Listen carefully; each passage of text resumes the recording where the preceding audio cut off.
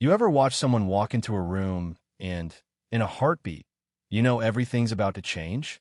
That's what it felt like the morning Claire Evans showed up at the NATO training compound, looking for all the world like she just stepped off the wrong bus, plain white shirt, brown hair loose, no swagger, nothing to catch your eye unless you were looking for trouble. Which, of course, half the recruits were. Delivery girl got lost. One kid snickered, not realizing who he was poking. Even Captain Dyer, sharp as ever, had that look, the look that says, "Who let you in here?"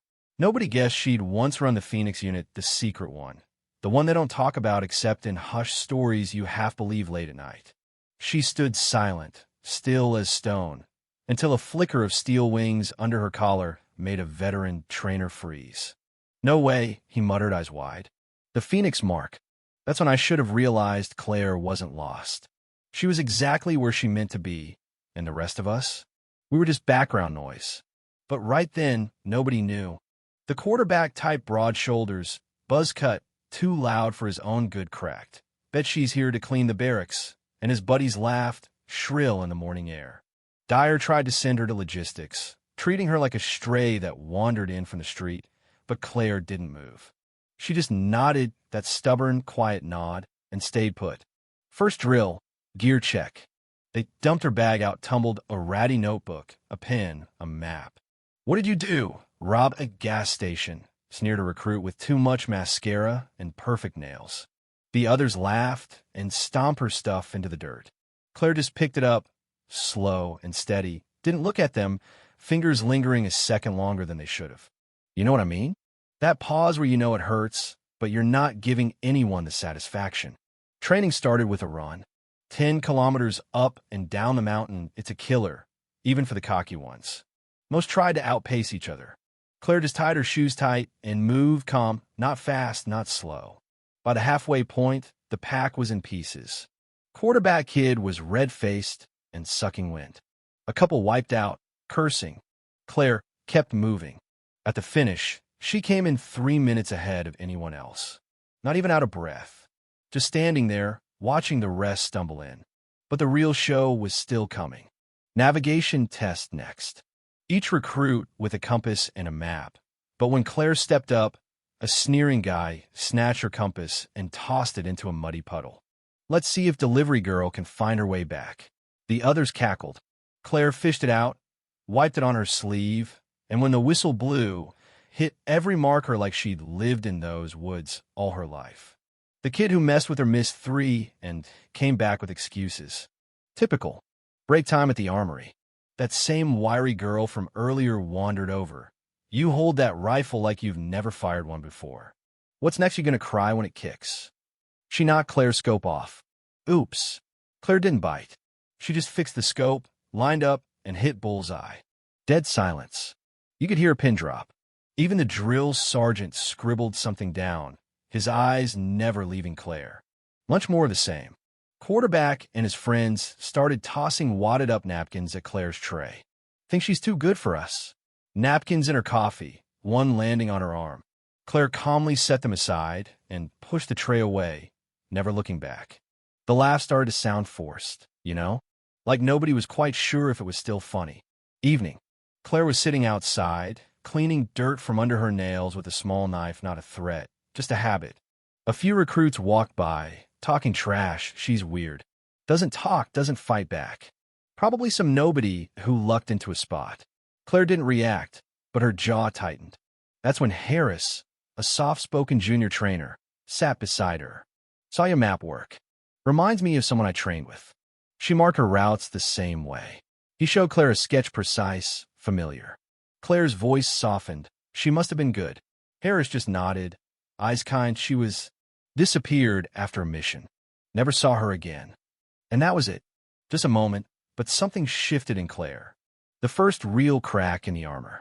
That night, Captain Dyer was still watching her, not trusting a thing. Sergeant Grant, tough as leather, always limping, kept glancing her way. During a break, Grant caught a glimpse of the tattoo on Claire's collarbone. His face went pale, like he'd seen a ghost.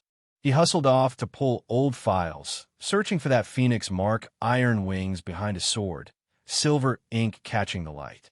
It was her. No question. Things came to a head the next day. Dyer, rattled by her run time, called her out in front of everyone. That tattoo of yours. Could be a gang mark. Could be code. Take off your shirt. Prove you're clean. Silence. You could feel the whole compound holding its breath. Claire didn't argue. She pulled her collar down just enough to show the ink. The sunlight hit the Phoenix mark, and the room changed. That's the Phoenix mark, someone whispered. The words spread like wildfire. Dyer doubled down. Doesn't prove anything. Before he could push further, a young radio operator handed Grant a classified printout. Phoenix, one confirmed presence. Grant saluted Claire. Commander Claire Evans. I apologize for the delay. The recruits froze. The respect in the air was heavy, the kind that sticks in your throat. But Dyer wasn't letting go. You think you're Phoenix? Fine. Prove it. He picked 3 recruits quarterback, wiry kid, tough woman, and ordered a live survival exercise. Hunt her down. Bring her back. Claire didn't boast. I don't claim anything. I just act. She moved into the woods, silent as a ghost. 20 minutes later, she'd outsmarted, outmoved, and flat out embarrassed them all. No drama. Just precision. The Phoenix flag tucked into each of their packs on the way back. She never said a word. The next morning, a logistics officer found an old envelope stamped with Phoenix, a photo of Claire, years younger, tattoo visible.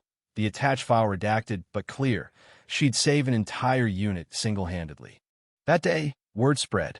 People who'd laughed before now avoided her eyes. Some even started to train harder, watching her, trying to catch what made her different. Then came the ending nobody expected. A heavy chopper landed, dust swirling, ministry officer stepping out. He read aloud, Claire Evans is hereby reinstated as Field Commander of Phoenix under Supreme Command Authority. Every recruit snapped to attention, the shame and awe mixing on their faces. Claire took the envelope, nodded to the officer, and turned aboard. Just then, a young recruit broke ranks, holding out a hand-stitched Phoenix patch. I made this for you. I'm sorry. Claire took the patch, nodded, not forgiveness but something close, and climbed into the chopper. After that, everything changed. Dyer was reassigned. The quarterback was benched. The wiry guy quit. But the stories kept growing. Claire? She was gone before dawn, and her name whispered in every briefing room that week. You don't forget a woman like Claire Evans. You don't forget what it feels like to be wrong, to have the truth staring back at you. That sting? We all felt it. Maybe you know the feeling too. So tell me, where do you stand? Ever misjudge someone and get humbled? Drop your thoughts below, hit follow, and walk with me through stories of heartbreak, betrayal, and maybe, just maybe, redemption.